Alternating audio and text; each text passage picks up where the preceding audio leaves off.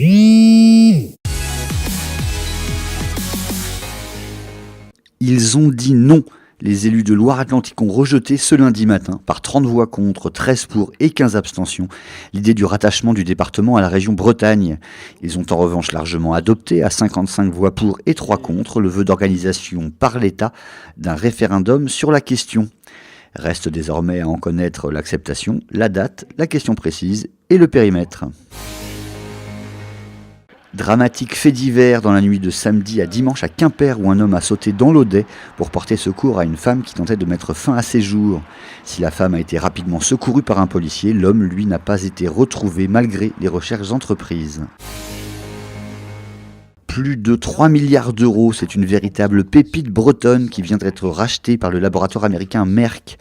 Antelliq, basée à Vitré en Ille-et-Vilaine, est spécialisée dans l'identification et la localisation d'animaux d'élevage.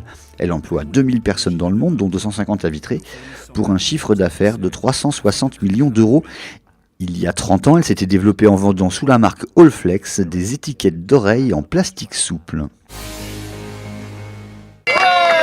Ils l'ont fait, Guirec Soudé et sa poule Monique ont bouclé leur tour du monde de 5 ans samedi en s'amarrant enfin à Paimpol dans les Côtes-d'Armor, leur port d'attache.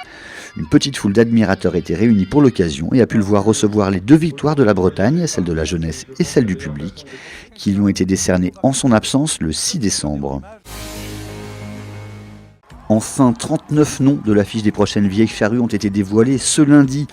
Au menu de l'électro avec David Guetta et Petit Biscuit, de la pop avec Tears for Fears et le retour de Ben Harper, présent pour la 4e fois, mais aussi la très clivante Christine and the Queens, du hip-hop avec Booba, Columbine ou MHD, et aussi bien sûr de la chanson, du rock et surtout de l'ambiance.